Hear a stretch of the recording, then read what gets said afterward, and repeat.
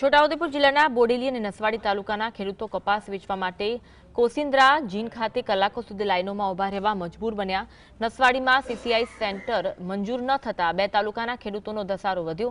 કડકડતી ઠંડીમાં ખેડૂતોને પીવાના પાણીની પણ સુવિધા મળતી નથી, જેને લઈને કરોડોની સેસ વસૂલતી બોડેલી એપીએમસી સામે ખેડૂતોમાં ભારે રોષ જોવા મળી રહ્યો છે। ગયા વર્ષની જેમ સીસીઆઈ ખરીદી અચાનક બંધ કરી દેશે તેવી દહેશતને કારણે ખેડૂતોમાં ફફડાટ છે। ખેડૂતોની માંગ છે કે જો નસવાડી અને સંખેડાની અન્ય જીનોમાં પણ કોન્ટ્રાક્ટ આપી ખરીદી શરૂ કરવામાં આવે તો આ લાંબી લાઈનો ઘટી શકે છે। હાલમાં તંત્રની ઉદાસીનતાને કારણે જગતનો તાત કાળી મજૂરીનો પાક વેચવા માટે પણ લાચાર બન્યો છે। સવારે 8:30 થી લાઈને પડેલો છે, હજુ નંબર આવ્યો નથી। કેટલા કલાક જાય છે લાઈનમાં? 3 થી 4 કલાક બગડે છે તો કોટા સુધી પહોંચાય છે। લાઈનમાં ઉભા રહેવામાં લાઈનમાં અઘરું પડે, ડેટ આપેલી હોય છતાં લાઈને પડવું પડે છે। એટલી જ વાર હું આવ્યો હતો। કેટલી લાઈન છે લાંબી? 100-7 તો હશે।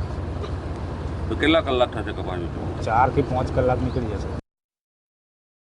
છોટાઉદેપુર જિલ્લામાં સીસીઆઈ દ્વારા કપાસની ખરીદી શરૂ થતાની સાથે મોટી લાઈનો લાગવા લાગી છે। આપ તસવીરોમાં જોઈ રહ્યા છો, બોડેલી કોસિન્દ્રા રોડ ઉપર કોસિન્દ્રા પાસે આવેલી કપાસની જીનમાં હાલ કપાસ વેચવા માટે મોટી સંખ્યામાં ખેડૂતો આવી રહ્યા છે। તેનું મુખ્ય કારણ છે કે નસવાડી ખાતે જે જીન છે કપાસની, તેમાં કપાસની ખરીદી આ વર્ષે સીસીઆઈએ નથી શરૂ કરી, જેના કારણે બે તાલુકાના ખેડૂતો એક સાથે કપાસ વેચવા માટે મોટી લાઈનો લાગે છે। આપ તસવીરોમાં જોઈ રહ્યા છો, જે આખી લાઈન છે તે 2 કિલોમીટર સુધીની લાઈન પડે છે।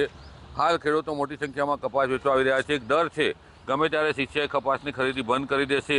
હાલ કપાસની મોટી આવકો સીસીઆઈમાં થઈ રહી છે, ત્યારે વાહનો કતારોમાં સવારથી લાગી જાય છે અને કલાકો સુધી કતારોમાં ઊભા રહે છે।